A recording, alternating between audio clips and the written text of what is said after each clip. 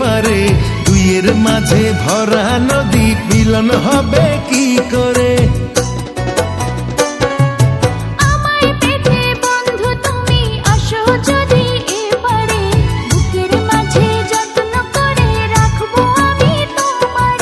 ঘাটে বাঁধা নাই যে তরি কেমনে যাব তোমার বাড়ি পরাণ আমার সয়না রে